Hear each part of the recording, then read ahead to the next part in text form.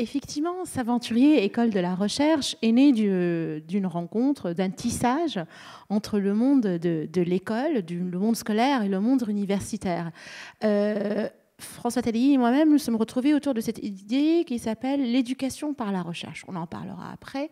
C'est des choses que je pratiquais en tant qu'enseignante dans ma classe et que le Centre de recherche interdisciplinaire pratiquait avec les étudiants dès la première année d'études universitaires. Et nous avons eu l'idée de dire, voilà, je reviens au titre, les territoires, comment on peut avoir un changement plus systémique, que ça ne regarde pas une école, une classe, un enseignant. Comment faire pour que ces petites gouttes d'eau s'additionnent et fassent océan, fassent mer, fassent vague, comme vous voulez. Et pourquoi on parle des s'aventuriers, des savants qui sont des aventuriers? Parce que, ça plaît aux enfants, cette idée d'être des aventuriers, l'exploration, la connaissance, etc. Mais également, fondamentalement, pourquoi s'inspirer de la recherche? Il n'est absolument pas question de transformer chaque enfant en un chercheur expert.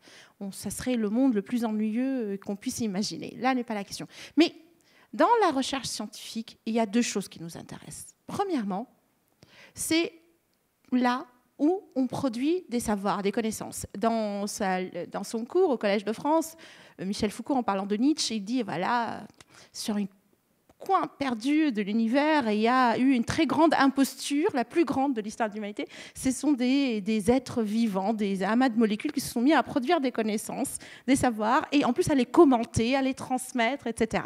Donc nous, on est là-dedans, on s'inscrit dans cette aventure. Voilà. Et il y a un savoir, ce n'est pas une opinion. Il y a des règles grâce auxquelles il est produit, il est validé et il circule.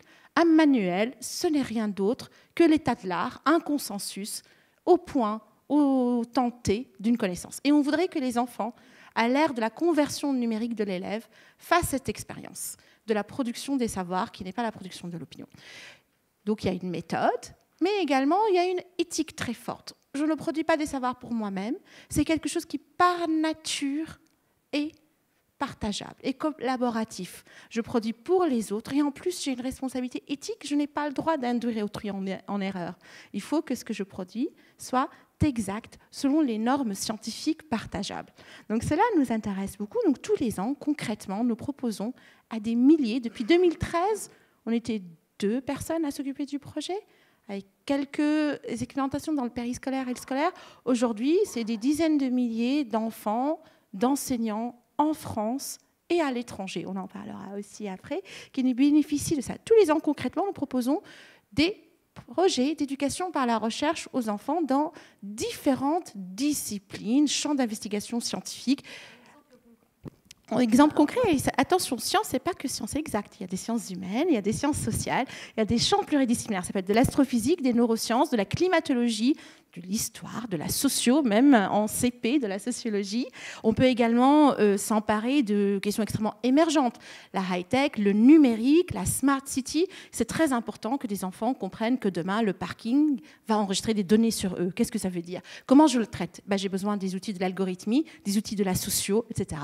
Donc, il y a une manière de construire des citoyens qui ne soient pas des citoyens d'une démocratie des crédules, mais des citoyens avertis, qui savent décortiquer, déplier, questionner, interroger. Et ça, on ne peut pas le faire sans travailler à la fois des connaissances spécifiques et des compétences transversales. L'une et l'autre vont ensemble. Mais également, l'élève, on a beau lui proposer des projets, le faire travailler avec des chercheurs, ouvrir les lieux de production de savoir aux lieux de transmission de savoir, on ne peut pas faire reposer sur les épaules d'un enfant ou d'un adolescent l'immense responsabilité de l'échec, de la réussite, du changement. On a besoin d'un levier efficient et ce levier, heureusement qu'il existe, ce sont les enseignants. Donc l'enfant bénéficie et j'ai besoin de travailler, de monter en compétences chercheurs et enseignants au service de l'école et des élèves.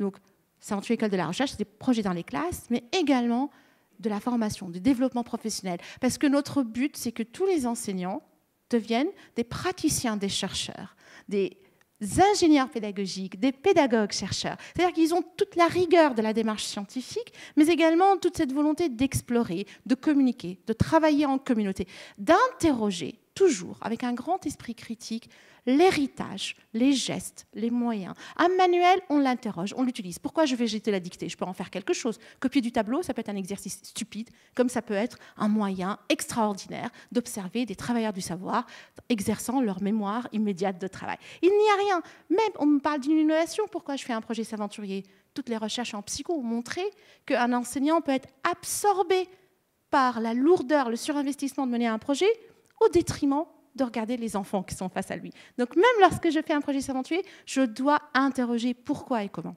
Et troisième chose que nous faisons de la recherche, parce que c'est notre vocation première.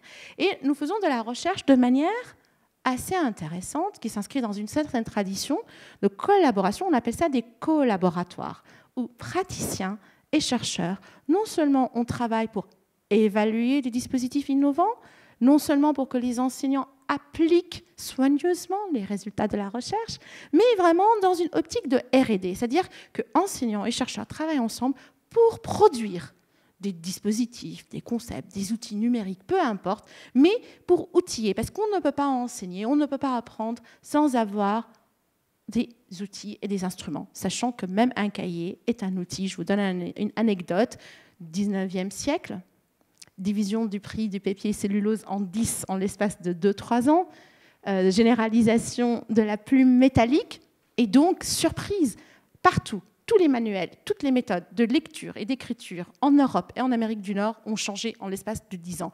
On n'apprend plus à tracer les lettres et à lire, à écrire de la même manière, parce que les maîtres peuvent donner une plume à un jeune enfant et n'ont pas besoin d'attendre 7 ans pour que la main soit légère.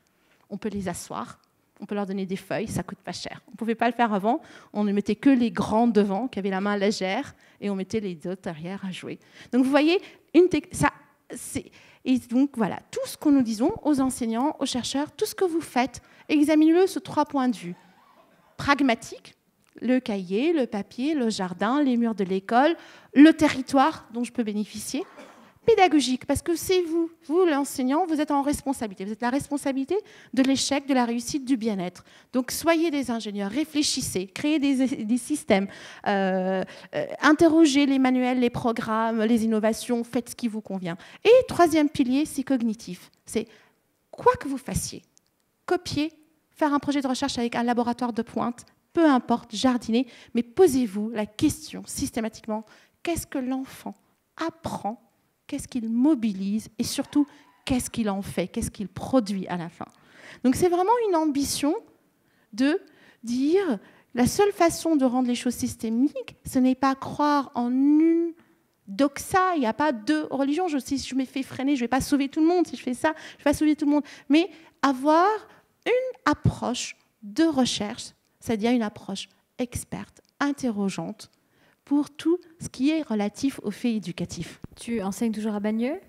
Pas du tout. J'ai enseigné à Bagneux entre 2006 et 2013, donc 7 années, dont une partie à temps partiel en reconversion professionnelle. Ce n'est pas mon métier à la base. Et est-ce que tu avais une posture, justement, différente par rapport à tes autres collègues ou pas ? Tout à fait. Je pense que le fait qu'aujourd'hui, c'est 30% des enseignants pour qui c'est une reconversion professionnelle. Mais quand je l'ai fait, on était plutôt rare. Et mon métier, à la base, je suis traductrice, donc ça n'a rien à voir. Et j'avais beaucoup de difficultés au début en appréhendant la classe, n'ayant pas grandi en France, ayant d'autres références culturelles en tête. Et ce qui m'a sauvée en me disant, voilà, ma classe, c'est un texte. Et mes élèves, comme des mots, ils m'envoient des signes que je dois apprendre à interpréter, non seulement ce qu'ils disent, mais tout ce qu'ils cachent aussi. Une classe, c'est plein de fantômes. Les institutions, les programmes, les attendus des parents, les enjeux de ce qui se passe dans la cité, etc.